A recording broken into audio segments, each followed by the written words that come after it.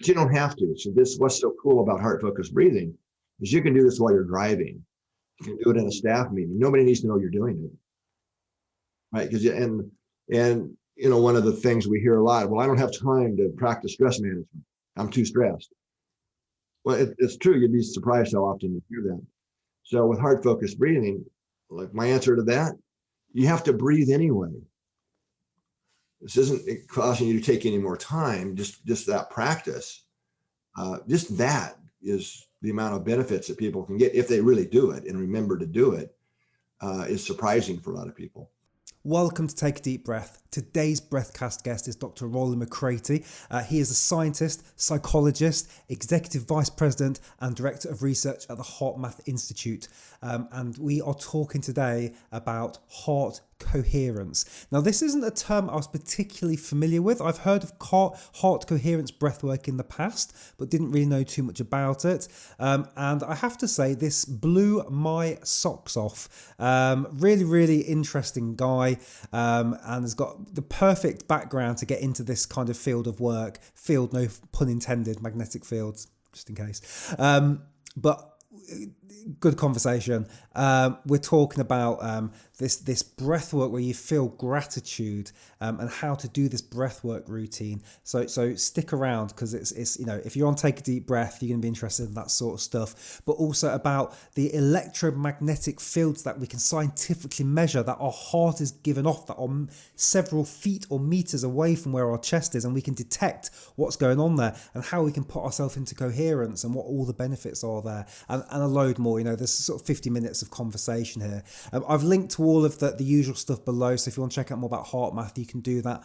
And the only other thing from me is just to let you know that on a number of our breathing exercises now, you can actually support the channel, and you can actually purchase an MP3 version of some of those breathing exercises, and then that small amount of money, we've kept the price a couple of dollars, that comes back and supports us at the podcast, and you get an MP3 version which you can keep offline. There's no ads, and you can play it on an aeroplane and all that good stuff. So I'll link to a couple of those down below. There's one for box breathing, it's one of our biggest videos, and some of the slow breathing techniques. So yeah, if you can support the podcast and get yourself an MP3 you can keep forever, hey, it's win-win. Anyway, enough yakking. I really hope you enjoy this. I want to go so much deeper now into HeartMath and heart coherence.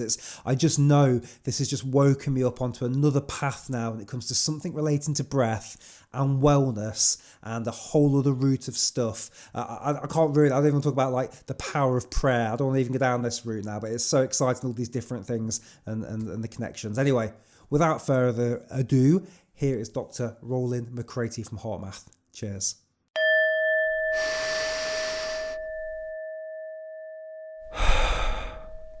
All right, Dr. McCraty, I've hit record, so we can get cracking with the conversation. I just want to say again, thank you so much for giving us your precious time. And I know my audience are going to absolutely love having this conversation. So if you're okay, we'll just get stuck straight in. Let's rock, Mike. Wonderful. So first of all, would you mind just giving us a bit of background about what is HeartMath? Well, that's always kind of a challenging one, because we're involved in so many things. On the research side, we do research what we call personal coherence and social coherence and global coherence. So the most fundamental way I can probably talk about it is we've developed a system, tools, techniques, and technologies to support learning those that really help people self-regulate. And what I mean by that is, how do we maintain especially our emotional composure, but how do we really manage our mind and emotions in the moment that we're really hitting those stressful or challenging situations in life, which allows us to really flow through life with a lot more grace and ease, and a lot less stress. So I sometimes would say it's about stress management, but it's so much more than that. So our process is really based on a deep understanding of physiology, how the heart and brain especially communicate with each other. And that these techniques and tools are now used globally in everything from elite athletes, Olympic athletes, professional athletes, regular people, corporate teams, schools, hospitals. I could go on and on. There's well over 400 independent studies now that have used our methods in about any kind of situation you could think of to improve health outcomes or improve test taking performance, sports performance, music, dance. I mean, it goes on and on. So lowering blood pressure, hormonal balance, etc. So Incredible. hopefully that gives you a little bit of a. No, it does. Thank you. Idea. Yeah. And I'm always keen to know, the person I'm talking to on the podcast a bit about their journey. So can you share with me a little bit about what got you to this place where you're at today? Oh, that's a long story. I'll try and make it really short. I'm first life, I guess you could say. I don't mean past lives necessarily, but this life. I was a communications engineer. I used to work for Motorola. Okay. And that got me, I guess I was always, even from a young childhood, asking deeper questions and had a curiosity about things like magnetism and electricity and these types of things. So it seemed like an obvious career to go into. But in those more academic type and my professional life as well, there was never really, from my perspective, a deeper understanding or adequate understanding of it's something simple like what is a magnetic field.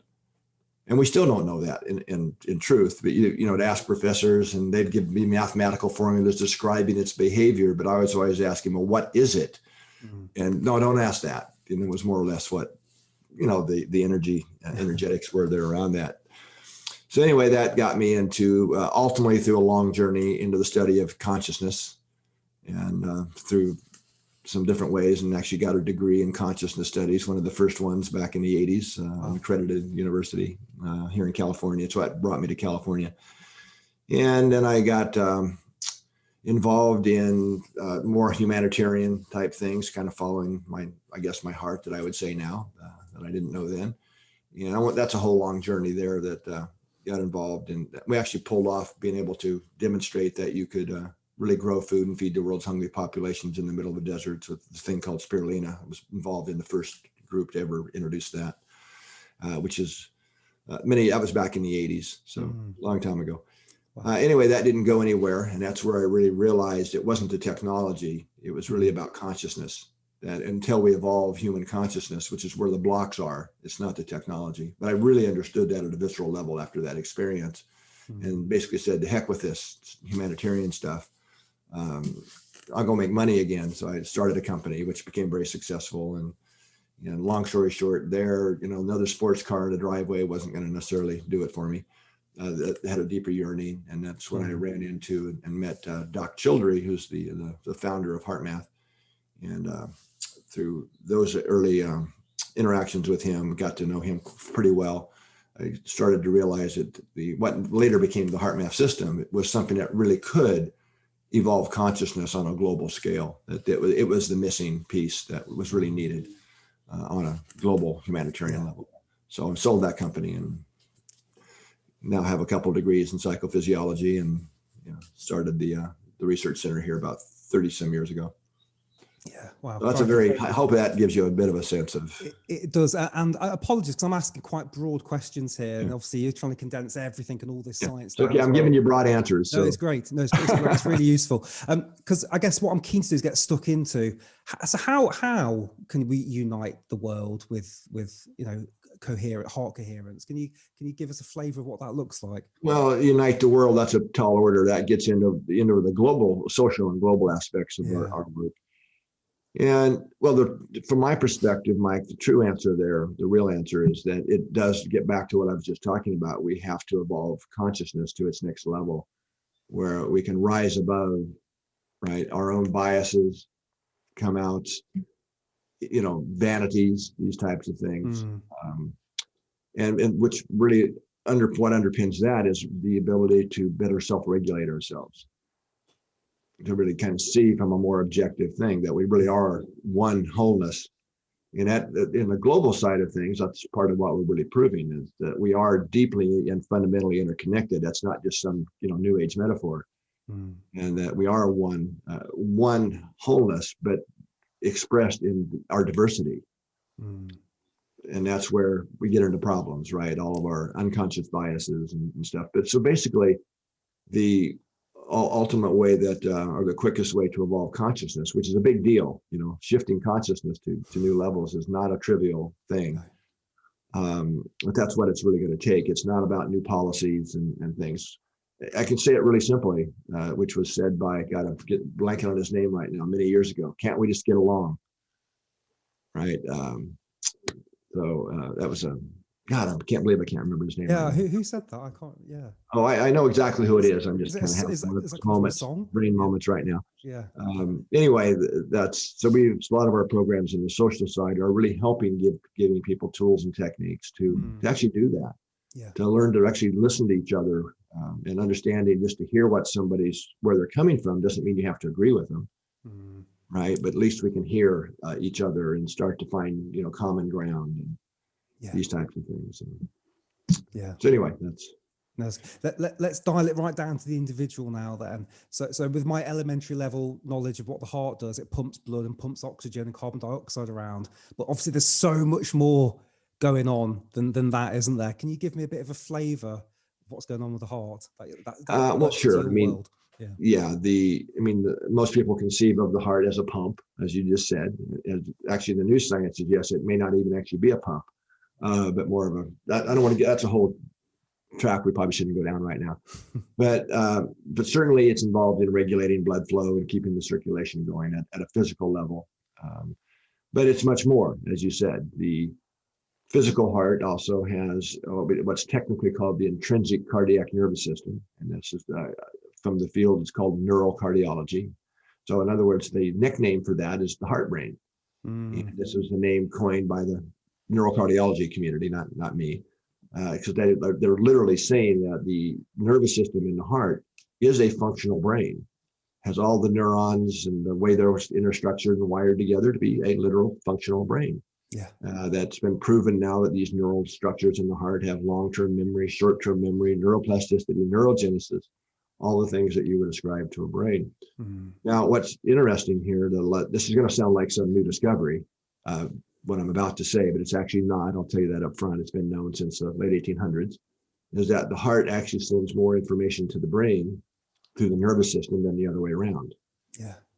Right. Crazy. So, and that once you understand the anatomy and the function, that all makes perfect sense. In fact, psychology used to be based on that fact up until about the 1930s. This was well known and well understood. And then the pendulum kind of swung and we got all englamoured with the brain. And the idea that through that era was if you could cut the head off and give it the blood flow and oxygen, it would be just fine. Nobody believes that anymore. That's kind of considered nonsense these days. But that was the paradigm until the 1970s when that started swinging back to a more balanced perspective. And what created that pendulum shift back, was actually observations of the heart acting like it had a mind of its own. In fact, that's some of the wording used in some of the research publications of that era. This is before they knew about the intrinsic nervous system in the heart, that it had its own brain. Anyway, these I'm just going to use the word quality for right now, but the quality of those neural signals being sent from the heart to the brain have profound effects on brain function. And this was observed again back in the 70s, and a whole bunch of research was done all around the world around this.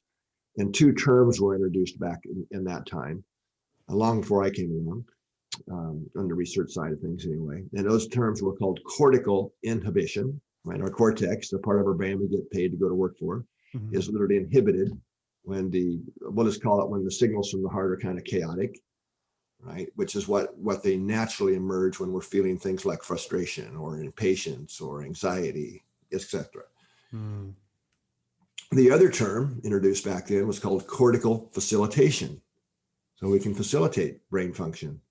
And this is global, not just certain areas. I mean, things like reaction times, coordination, making good decisions, the capacity to have foresight, and self-regulate. In other words, hitting the boss is not a good idea if we want to keep our job, right? That's what I mean by foresight. Yeah. So the heart, even going way back to then, it was well understood to be affecting brain function. So then our work came along, and then we built on the shoulders of a lot of really great researchers to kind of take that to its next level. And that's where the concept of coherence comes in.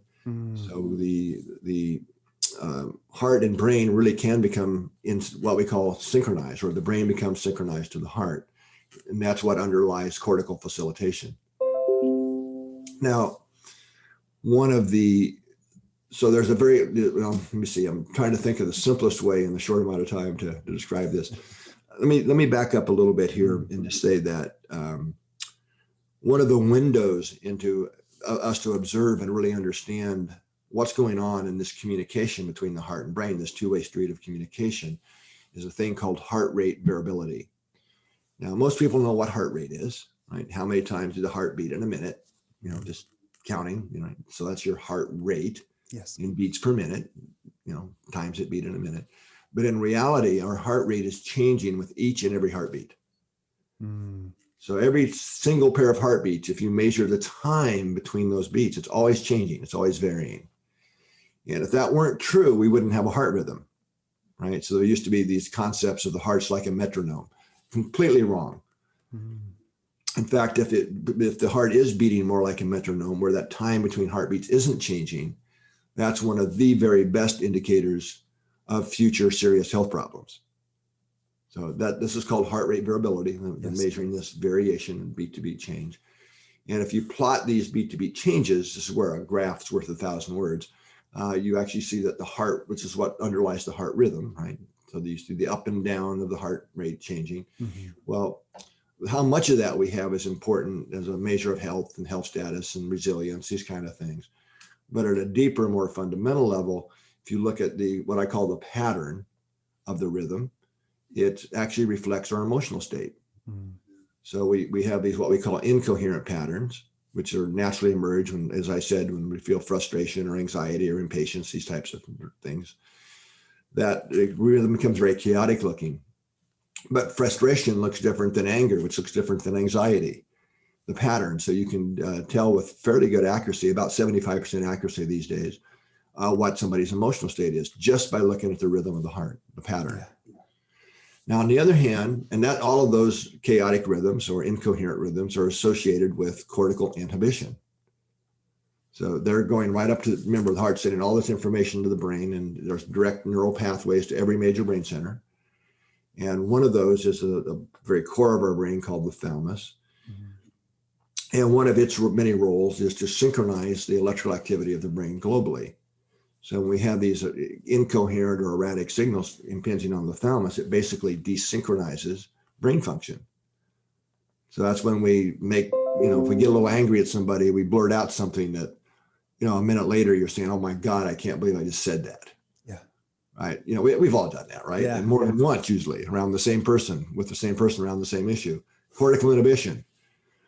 On the other hand, what we found back in the 90s in our lab here, when we started looking at positive, regenerative emotions, as we call them, things like appreciation, gratitude, compassion, kindness, love, when we're feeling those, not thinking them, when you actually feel them, the heart rhythm shifts into a completely different mode. It's a literal state shift into that's what we call heart coherence, which is reflected you could kind of think of it as just sine wave or rolling hills pattern in the heart rhythm. A lot of variability, but in a nice ordered pattern. So that rhythm is going up to the brain and actually facilitates the thalamus's capacity to synchronize global electrical activity in the brain. So suddenly we're able to think better. Better choices, faster reaction times, better coordination. It's kind of why our stuff's so popular in law enforcement and first responders and athletes, because it's not just about relaxing. Yes. Right. It's really about how do we get ourselves in sync, which underlies performance. And I'm very keen to dig into that, but I'm just thinking that, so if we go back, I don't know, a couple of 100,000 years ago, and I'm wandering the plains, the savannah, and I'm feeling frustrated, I can't find food, or one of my family's been killed, and I'm getting all that frustration, and this incoherence is happening. What's the benefit of that? Is there a benefit of that? Why does that happen when we get frustrated? Well, okay. That now we're kind of getting back into the evolution of consciousness. In a way. So there are reasons that we are wired this way, that you would inhibit, say, the frontal cortex. If you're thousands of years ago and being chased by tigers and things, right? That you take that offline, you don't necessarily need to think, oh, I need to run away. Right. So or nor do you need to be to abstract thinking, or, you run, right? Or you climb a tree or whatever. So inhibiting that part of the brain makes sense from an evolutionary perspective. Right. But here we are in modern day times, right? So when we have those same, I mean, I'm getting to be kind of an old fart, as my son says these days, and I've yet to be chased by a saber-toothed tiger. It's one of my kind of pet peeves in a way, is so many of these stress management programs talk about what you just brought up. Yes. The ancient times when we had to run away and a fight, flight response and all this. And it is a real response. However, those kind of trainings or perspectives make you think that that's the only behavioral responses as humans that we have.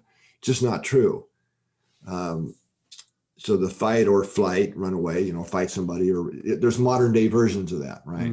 We separate emotionally, right? We sabotage people, we backstab, we do all this stuff. In the modern day version, which is associated with what's called the sympathetic side of our nervous system, which activates, mobilizes energy, to do all this. But as humans, we actually have a whole other side of our nervous system called the vagus. Well, it's the vagus nerve is the main nerve of what's called the parasympathetic system. And this is what underlies what's called the social engagement system. So we may disagree on something, Mike, but I don't have to hit you or run away from you or separate. We can actually engage. Well, let's talk about this, right? Let's get past our differences. Let's find neutral ground. So that's the social engagement system. And that's what's really needs to be built more capacity for most people these days. That kind of gets back to what we were talking about earlier. How do we get along? Yeah.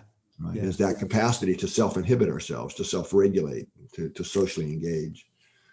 Anyway, that's no, that's good. Because a similar theme comes up with breath work in terms of, people often talk about fight or flight or parasympathetic versus sympathetic. And this thing comes up now around chronic stress, because we're sitting at our desks all day, getting nasty emails from people, and we're trying to deal with it, and we've got nowhere to get rid of this energy that's being built up. And that probably leads me quite nicely into, how does this link into the breath? Can you talk to me a bit about how I was just going to say that it's a great transition, actually. Well, you're right. Stress is really out of hand for most people. But if we look under the hood a little bit, what is stress? When somebody says, I'm stressed, or that email you're talking about, or the phone call, or dealing with a difficult person, big stressor these days for a lot of people. Always underlying all of that safe word we call stress is emotion. It's the frustration, the anxiety, the feeling of overwhelm. It's always an emotion, right? And that's what we're not managing. And the emotions are the main driver of physiology, not thoughts. So we keep, all the positive thinking, that's all fine. But what really drives the hormonal system, the activity in our nervous system, and many, many other main systems, immune system, and on, is emotion. And that's so easy to prove here in the lab. We can have you wired up to all the stuff we do, EEGs and heart rates and ECGs and blood pressure and on, hormones and stuff. And, have you thinking and do subtractions, serial subtractions, all this stuff, mental stuff. Yeah, you can measure changes, but not much, relatively speaking. But once you trigger an emotion, once I get frustrated or embarrassed about me, making me do math subtractions, then big changes happen in your blood pressure, your hormones. So all that stress or those unmanaged emotions, are just activating the energy systems in the body. So no wonder we get home and we have no energy left, right? We're fatigued. And plus it's inhibiting brain function, right? So now there's a lot of talk these days about the vagus nerve and activating the relaxation response. And that's all good. We need to be able to relax. And you can certainly do that through breath work and breathing. But there's even more benefits we can get out of breathing than a lot of people understand. So when we talk about heart-brain coherence, getting the brain really maximized, which is really about increasing synchronization. It's not just about relaxing. Now, yes, you can learn how to shift into coherence to help relax, of course.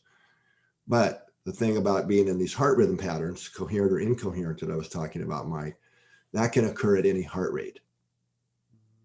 And that's a really important difference, because by definition, the relaxation response is a reduced heart rate, an increase in vagal activity or parasympathetic activity, which slows the heart rate. Okay. And that's of course, you want to be able to have that skill if it's, time to relax. At the end of the day, you're going to bed, whatever, going to sleep. But in a lot of situations, you actually want a higher heart rate. You got to take care of business, right? If you're a law enforcement officer or a first responder or working in an emergency room, I mean, I could go on, or athletics. You want a higher heart rate. Yeah. Right. But you also want to be coherent and in sync and really optimally performing at your best. So you can be in a coherent or incoherent state at any heart rate. And this is where, so breath isn't just about relaxing in this context. Now, as it turns out, I know we don't have a lot of time, so I'm trying to say a lot in a short, fairly concise way here, but we have a literal resonant frequency in our bodies where you optimize heart-brain synchronization and all the benefits of that. And that is in frequency language, it's a frequency of 0.1 hertz. Now, if we convert that to time, that's a 10-second rhythm. Now, breathing, obviously, I'm sure you have a show on breathing, is the one thing we have relatively easy access to have conscious control over in terms of autonomic, normally autonomic physiological processes. So understanding the resonant frequency of the heart, brain, lung, cardiovascular system. If we breathe at that rhythm, we naturally shift our system into its natural resonant frequency. Hundreds of papers now showing this is a very good thing to do. So breathing at a 5-second rhythm in, 5-second rhythm out, 4 or 5 seconds. Yeah. Not trying to breathe, hold your breath and all that, but just a natural breathing. Constant in and out, no pauses at the top or bottom. No, that's box breathing. Actually takes you out of coherence for most people. Right. I mean, it's any breathing technique. Let me preface this because I don't want to upset anybody here because there's hundreds of, well, not hundreds, but many breathing techniques, and they've been around for thousands of years. Right. So if breathing was the answer to the thing we had to do to reduce stress, the world wouldn't be the way it is right now. But breathing is a way that we can especially take the intensity out of a stress reaction. So if we breathe at that rhythm, the 10-second rhythm, 5 seconds in, 5 seconds out, or around that. That's the center of the bell curve for the general population. Yes. It's a 10-second rhythm. And breathe a little deeper and slower than normal. It's a little slower, obviously, than we're used to, and these aren't exaggerated breaths, a little bit deeper. That will start the shift into coherence. So right there alone, you get a lot of benefit because we're synchronizing, but that's only the first step. Right. So if we do what we call heart focused breathing. So while you're breathing, put the focus of attention right here in the center of the chest. Pretend like you're breathing in and out through the chest area at that rhythm. Now that focus of attention is adding another element because we're wanting to shift the rhythms of the heart into this optimal state of coherence. And you should be touching your chest while you're doing this. No, you don't. I'm just doing that to illustrate. Okay. But for some people that helps when you're beginning.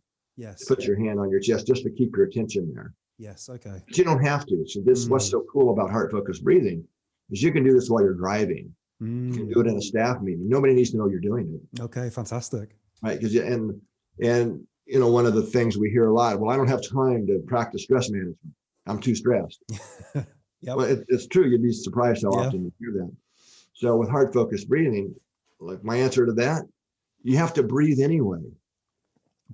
This isn't causing you to take any more time, just that practice. Yeah. Just that is the amount of benefits that people can get if they really do it and remember to do it, is surprising for a lot of people. But again, that's just step one. But if you practice that though, then you build up that you're actually training the nervous system, the brain and nervous system, to that as a familiar rhythm. So you're kind of in pattern interrupting the old familiar, which is our fast, shallow breathing, which is not how we're designed to operate. Can we stay on this and dig it a bit deeper? Because I think this is the thing that my audience are going to, and me too, I'm just fascinated. So are we using the nose for this? Does it matter if it's nose or mouth? When it doesn't really matter. It doesn't really matter. Okay. Just do what's natural. There's no benefit, say nose in, mouth out, or in my opinion, no. I mean, I tend to breathe through the nose more.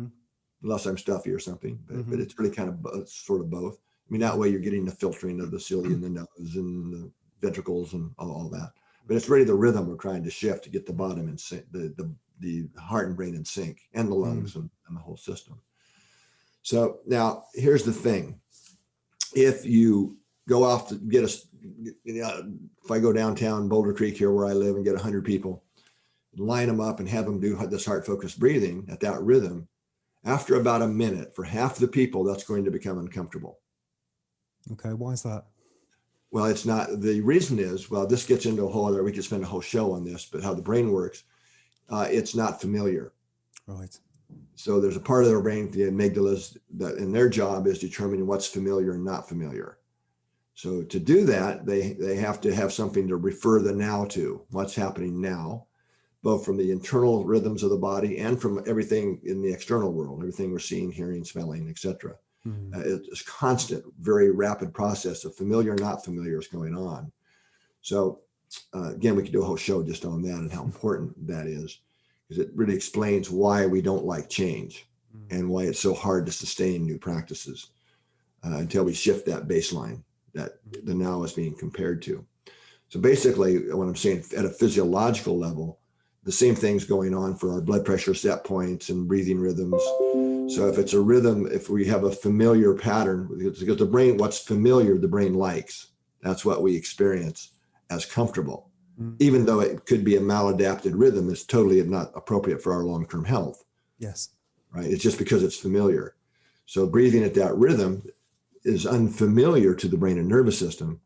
So therefore it gets triggered as uncomfortable until we establish the new rhythm as the familiar. So for those people that do it for a couple of minutes and get uncomfortable, is it just a case of pushing through and practice, or do they have to often do something else? Sort of. But I don't want people to be uncomfortable, because if it's uncomfortable, they're not going to do it. Yeah. Right. So, but just keep that in mind. If it starts becoming uncomfortable after about a minute, that's going to be about half the population in general, unless they, if you're more have experience with meditation and or breathing practices, whether it's, learning how to shoot better if in the military or Lamaze class or whatever, right? Scuba diving, then that's the other half that's got some familiarity with that. So it's not so unfamiliar. So what we really suggest, what we find really works for about everybody is, get that breathing rhythm down, get it established, but then quit thinking about breathing. In other words, counting or watching, using a breath pacer or any of that, because you can be counting 1 to 5 seconds for you. You're keeping a mental focus there. But if you shift your attention now, you're still breathing at that rhythm, and really activate, what we call it, a feeling, say like appreciation. And that's a good one to start with, because almost anybody can find something to be grateful for or to appreciate. It's a nice day out. Yeah. Right. Yeah. In fact, if you walk out the door in the morning and you were telling me earlier, it's one of those days there in England, right? Yeah. The right temperature, and it's just, God, the sun, blue skies. You just have that feeling, right? I'm like, oh God, awe, and what a beautiful day. You're most likely in a coherent state naturally, because coherence and incoherence is natural. It's nothing that we're imposing. Right. It's when we feel good that we're in coherence, like appreciation, kindness, these types of things. So just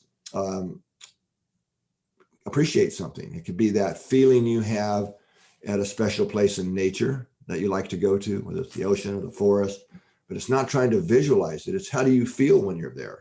So just now start adding that feeling to the breath, right? Or it might be the feeling you have when you come home and your pet greets you. They love you anyway, right? Even if you yell at them in the morning. Yeah, exactly. Yeah. So it's now that takes it out of the mind focus on the counting breaths, and it actually has a whole other set of shifts in physiology, hormones and stuff, past just the breathing. Then people can easily do it for longer than a minute, and it's very comfortable. Okay. And are you still thinking about the heart or touching the heart at this point? Yeah, you're still keeping your focus. Yeah. As you can. You're bringing in appreciation at the same time now. Yeah, but then breathing the feeling. Breathing the feeling. Okay. Yeah, it's breathing out that appreciation, breathing it in, or compassion or kindness, whatever. Yes. Patience. Okay. We have way more advanced. I'm just trying to give you some really basic things. This is wonderful. Yeah. Can get a thing out of. Yeah. But even if you can't do that yet, and for some people they're so disassociated with their emotions, whether it's past trauma or whatever, that's okay. Just do the breathing, and start with a minute, and then kind of build up your tolerance to where it, if you do that often enough over a few weeks, then you're actually training the nervous system to the new familiar, right? right? So you can actually maintain that kind of rhythm for, half hour, as long as you want, like if you're doing like a meditation or something. Yeah. And so by doing this, and you're saying we're going to coherence, and again, for my simple brain here, is that where the electrical rhythms of the heart are more smooth and in sync, but they're also in sync with the brain? Well, the brain synchronizes to the heart. The brain okay, sorry. So the brain synchronizes. That's okay, but it's easy to, and that's. And so you're in sync, you're in coherence at this point. And so what are some of the benefits that I'm now getting after I've done this breathing?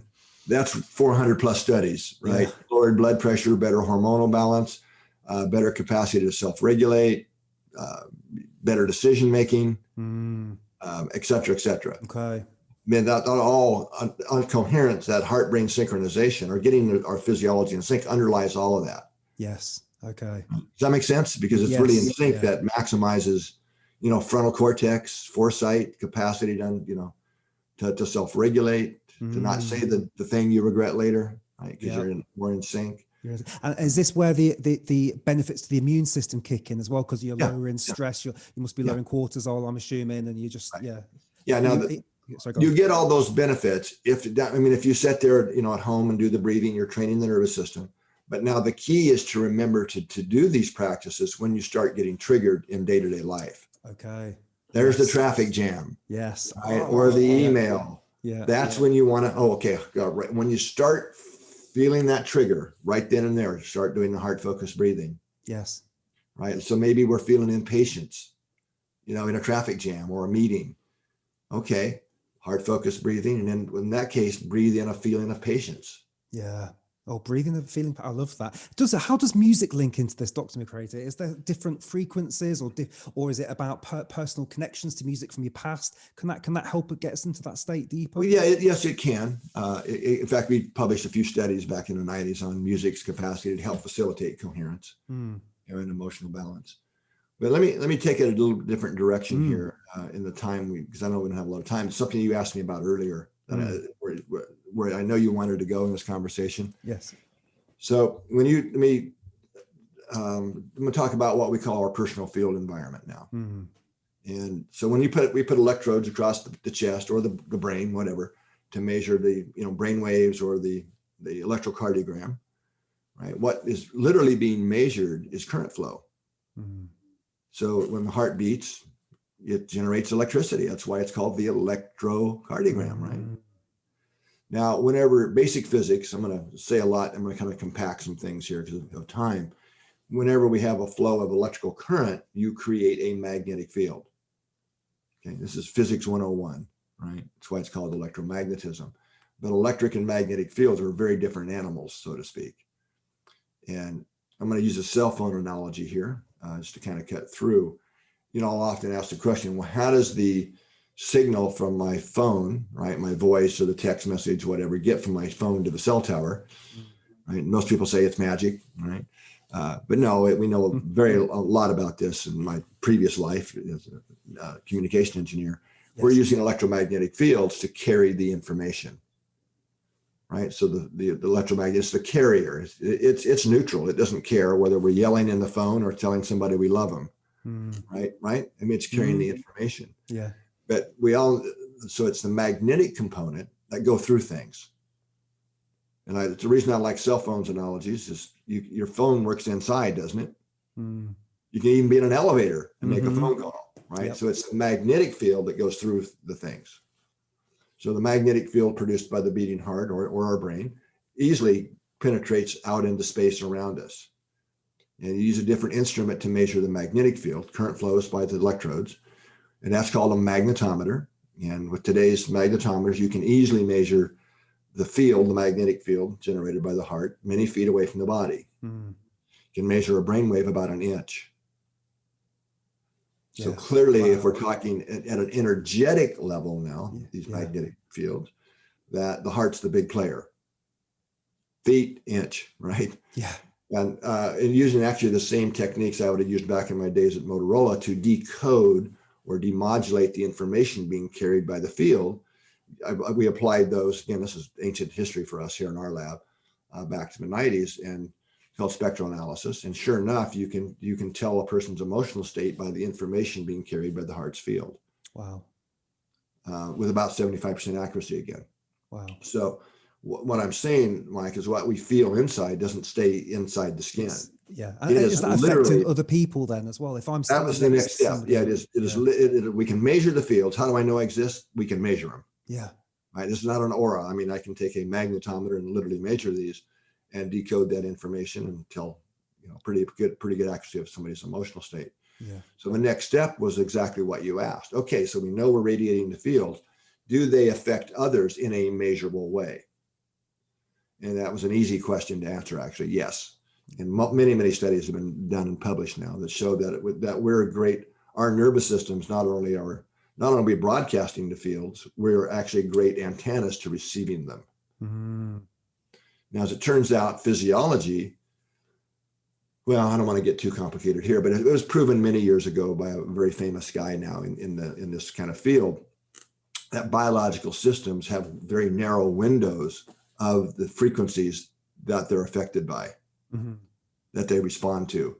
And they happen to be the same windows of what we generate. Makes perfect sense when you think about it. So there's really is this energetic communication that's going on between people, whether they're aware of it or not. Yeah. Or conscious of it or not. Yeah. So, it's not, of course we're communicating emotions and things in the tone of our voice and our body language and these things, but we've done this. You can put barriers between people and still see synchronization and this magnetic information exchange going on. It's incredible. Can I ask you this, just to, not just slightly off topic? Well, no, it's on topic. What have you seen and what has your institute seen since we've gone to social distancing? Because I know you've got antennas all over the world and you're measuring different things and you've got the app. What has happened in the last 12 months? Have you seen a shift? Well, that's an interesting question. So let me take it to the next level. So right now I'm talking about, I think I'm going to answer your question here. But, sorry, I'm too excited. No, it's good. It's a great question for me to key off of. So what I've just been talking about is this local energetic communication that's going on. We can measure it, physiological systems actually responding to the fields of others in a measurable way, either incoherent or coherent, right? So if we're radiating a coherent field environment in our personal realm, that actually helps others that might be having a hard day find their balance. Right. Right. On the other hand, if we walk into a room and we're all pissed off, and negative, that's the fields we're radiating, the information in those fields, which can have a downer effect on others. In a measurable way.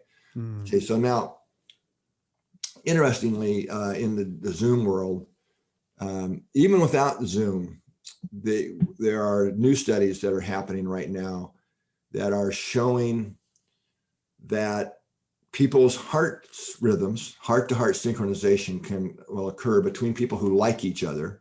And that's a key. If you're emotionally connected, your heart rhythms can synchronize. One study experiment now 5,000 miles away. Yeah. Wow. Right. So this would be a kind of what we would call a non-local experiment. Now, obviously the heart's field that we're radiating in the local field environment isn't strong enough to be going 5,000 miles and you wouldn't think. So that's where it moves now into the global coherence work. So what I'm suggesting, and this is all published, by the way, if people want to dig in deeper, you can go to the HeartMath.org website. There's a whole research library with hundreds of papers there. But so under my category, sort of the global coherence work. So what I'm suggesting here is that we all literally live within the Earth's magnetic fields. All living systems do. You can't escape them. Yeah. Even if you're in a space shuttle, you're still within the Earth's magnetic field. Right. We published quite a bit on this recently, experiments. I won't go into the details here now that suggest that we have our magnetic fields, that they couple to the Earth's field through the principle of resonance. Now, here's the wild thing. Most of us got to play with back in science class when we were back in whatever you call them there in England, primary school or primary school, yeah, where you dump iron filings on a glass plate and you put the magnet under it, right? Yeah. Remember that? Yeah. So if you remember those iron filings jump around and they line up to show you the shape of whatever your magnet is. So you're seeing the shape of the magnetic field. But if you recall, those little iron filings were in lines. They weren't just black blob. They're in lines, right? I'm struggling to remember now. I'm trying to think what we used to do with a piece of tracing paper, but yeah. But you can see that there's a lot of images. Yeah. So what that is showing you, you're actually able to visualize what are called magnetic field lines. Right. These are real things. So Earth is Earth's magnetic field, the geomagnetic field, where our compass is tuned into. Same way, we have these magnetic field lines, North and South Pole going around the Earth, going out into space thousands of miles. Well, here's the wild thing. Those magnetic field lines can get plucked and vibrate just like guitar strings, literally. And what's plucking the strings of Earth is the solar wind coming by at 1,000,000 miles per hour, right? And Earth is turning, the field lines are getting plucked and vibrating. Well, one of the primary resonant frequencies of these field lines vibrating and resonating, guess what it is? 0.1 hertz. Right. The same frequency as the human heart rhythm in a coherent state. What does that And mean? by the way, most animals have the same coherent rhythm, not just across scale. It's pretty amazing. So you get what I'm saying? In other words, we're vibrating. Most of us also got to play back then in science class with tuning forks. Yes. So, I mean, what's a tuning fork example? I'm not going to go into that. Everybody knows what I'm talking about here, hopefully. What that's demonstrating is the principle called resonant coupling, right? That you can couple and transfer energy and information between two vibrating systems that oscillate at the same frequency. So our hearts are vibrating at the same frequency as Earth's big magnetic field. Yeah. And then there's another set of magnetic waves, a completely different mechanism called Schumann waves or Schumann resonances that overlap our brain waves. I'm not going to go into the details there, but a lot of confusion these days about Schumann resonances. They're not changing for those that have heard of them. Nonsense out there. Okay. You're going to hate me because I'm bouncing all over the place. Have you done much thinking about what's going to happen when we put people onto Mars and they're separated from the connection to the planet Earth? Well, some of my colleagues are thinking deeply about that. I have a friend, we've actually published a paper or two together at NASA. Right. NASA Ames over the hill. He's a molecular biologist who's completely convinced that we cannot be healthy and live healthy lives outside of the magnetic field. Oh, wow. In fact, the Russians, when they had their space station, actually put generators on there to simulate Earth's magnetic field. So more than likely, we'll have to recreate the field environment to have long-term health. So, wow. Anyway, so you kind of get where I'm going. Yes. So how do we synchronize 5,000 miles apart? Excuse me. Bless you. One more, maybe not. Anyway, sorry about that. That's fine. Excuse me. So if we're coupled to the big field, right, then that information is distributed globally. And I won't go into detail here now, but a number of experiments are now showing that all that information is in the global field, and how we attune to the information that's relevant to us is actually what we care about or who we care about. Now, I'll give you another analogy from my Motorola days. So I have my cell phone here. If you think about it right now around you, Mike, or me here, how many of these invisible magnetic waves are vibrating? If you think about all the cell phone conversations going on, in your neighborhood, the radio stations, TV stations, et cetera, right? Yep. It's all there now, right? In the space around us. Yeah.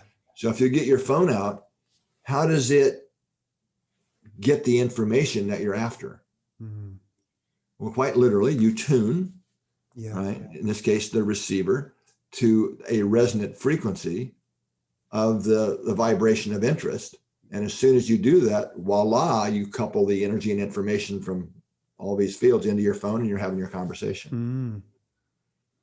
So it's resonance again, resonant coupling. I'm old enough, I don't know, you may not be, Mike, that back in the old days, we had radios, you actually had to turn a knob. Yep, I remember those, of course. Yeah, and you're changing, you're tuning the resonant frequency, and they kind of drift and you'd retune them in. It's the same thing. So what tunes our receiving apparatus is what I'm suggesting here is what we care about and who we care about. Okay. And could you do that if I sat on one side of the planet and you sat on the other and we had a photograph of each other? Could we just, could you do a test where you're just thinking of that person at the same time, and could you measure something? That's actually been done. Okay. Now, whether it's you and I don't know, because the one thing that's absolutely clear in these experiments that for synchronization to occur that we can measure is the degree of the emotional bonding Right. Okay. Now, if we were best friends and really hung out and really liked each other, absolutely. Now, whether we could do it meeting casually, like, for the first time, I don't know. Those are actually some experiments that are happening right now in a couple of different groups I'm working with. We're actually doing some Zoom-based studies to take strangers and bring them together in Zoom. Yeah. And then over a series of experiments, ask right questions and things to actually build a deeper emotional connection. Yeah. Right? Where they start actually sharing a little bit deeper and getting to know each other, to actually ask that question. Now, because we know in couples that like each other, bonded couples, here's the wild thing, Mike, that experiment you just talked about, you don't even have to have the picture. And what works, what is amazing to me, these experiments work even if, let's say it's two people, a bonded pair, people that are in love or something, or really like each other. The experiment works when one of them doesn't even know the experiment is happening. Yeah. Okay. You get what I'm saying? In other words, just sending love or appreciation and connecting to that other person, your heart rhythms can synchronize. Yeah. Even if the other person doesn't know you're doing it. It's funny because it reminds me of, when you think about what is prayer. I mean, I'm not a religious person, but you think about pray for that person, pray that they get better. Based on what I'm hearing here, there could be some scientific connection there, which is, Yeah, I would say coherence is a key factor, and really having the, prayer, if it's a really heartfelt, genuine thing, yes. But a lot of times prayer can drift off into more of a mental concept than an actual heart-based feeling. Yeah. I'm not picking on prayer. I mean, meditation or, any of these type of things. Yeah. I'm conscious we've only got a few minutes left. So I'd love to go back to that question around what you've seen since social distancing's kicked in. Well, that's kind of what I'm saying, is that these emotional connections can be built through Zoom, and you still see synchronization. But have you noticed any kind of changes on the Earth's magnetic frequency? No, I wouldn't say on the Earth's magnetic field level. I mean, there are a lot of things that have been measured on the Earth scale. Less vibrations in the Earth because there's less cars and traffic. A lot of neat things there. Yeah. Magnetically speaking, no. I mean, these magnetic processes are way past us humans in a way. That, if you get what I mean, they're coming from the Earth and the sun. Okay. My last question then. If someone's listening to this now and this is brand new information for them, and they're maybe trying to improve their own health or just feel more gratitude, what's some practical next steps that they can take after finishing this podcast today? Is it a website, a book, a practice? What would you recommend they do after this? Well, HeartMath.org is our website. And if you're interested in the research, there's a research library, hundreds of papers, free downloads. Science of the Heart would be a good starting place if you're more interested in an overview of the science. It's kind of written at a Scientific American level, and it's about 100-page little book. A book called Heart Intelligence is a great way to get started if you're really interested in learning how to access the intelligence of the heart. We didn't even get into that, but that's a whole other aspect of this work. There's a lot of free resources. You can. We have an extensive coaching community throughout the world. It's always great to find a coach. So you can also get through our website. And I know you're in the UK. There's also a HeartMath Center in the UK that I should mention. HeartMath.uk. A guy named Gavin Andrews kind of heads that up. So if you're across the pond, as we speak, be a great place to connect up with him. And also there are many devices that actually measure your heart rhythm in real time and show you how coherent or not coherent you are. So I'd be remiss not to mention those, because they're a great tool and they're really inexpensive to really facilitate. I mean, relatively inexpensive for what the benefit you get. Yes. So you can actually see your heart rhythm in real time as you practice these techniques and practice shifting into coherence. So that's a great resource. And there's also a relatively new app called the Global Coherence app, which allows you to look at the coherence of groups. So you could be your family, or it could be the world. We have a global group where we practice different radiations into the earth, the field environment, to help lift consciousness together. Or it could be a work team or a sports team. So that would be that's called the Global Coherence app. Okay. Anyway, I'll link to all that down below so people can use so it's all on our website. If you go to heartmath.org. Wonderful. So that'll be or heartmath.uk, their website would have. Yeah. Wonderful. Yeah. I think we've got about half our audience are US based, and then there's quite a lot all spread around the world. Wonderful. I've got so many more questions for you. I'm going to have to beg, steal, and borrow you back for another one maybe in the future. But for now, it's been an absolute pleasure, and I want to go away and practice some of this heart coherence breathing now. I'm very, very keen All to right, go off and well, have let me know how it play with goes. that. I will do, yeah. All So right. thank you so much for your time, Dr. McCraty. Guys, thank you so much for watching. Leave your comments down below, and until next time, thanks very much, everybody. Take care. Take care, Thank everyone. you. Okay, thanks for watching. Take a deep breath. Thanks for watching our Breathcast. I hope you enjoyed the guest that we just had. Just a couple of quick messages. Thank you for sticking through to the end. Really appreciate it. If you enjoyed that and you haven't subscribed, please click that subscribe button and leave us a question or a comment, because it helps the Google algorithm. And it also means that we can interact and other people get involved and answer questions. So leave us a little question. That would be incredible. On Instagram, you can follow me at takeadeepbreath.co.uk, and we've got regular content there.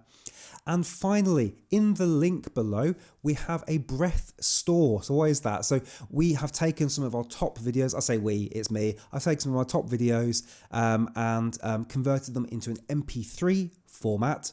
And for just a couple of dollars, $4 or $5, you can go to this little store. You can go through PayPal or through your debit or credit cards, all secure, legit, and you can buy one of our MP3s. And that way you're supporting the channel, but not only that, you get to keep the MP3 forever. There's no ads, there's no anything else going on, so you can listen to it on your phone, on the aeroplane when there's no signal, and that's yours to keep forever. So yeah, that's down below, and that's our breath store, which has got, I think, 8 or 9 different breathing exercises on there. We're adding more as we go, and that's it. So yeah, so thank you so much from me, and we hope to see you on the next exercise or the next Breathcast. And if you're finishing this right now and you're thinking, got a few minutes spare, I'm not sure what to do, then try one of the breathing exercises. Box breathing is a lovely way just to help slow things down and relax us. You could do some alternate nostril breathing. Just go and have a look at the channel, look at the playlists, and pick something for you. Give yourself a little treat, and we will see you on the next video. Thank you very much. Cheers.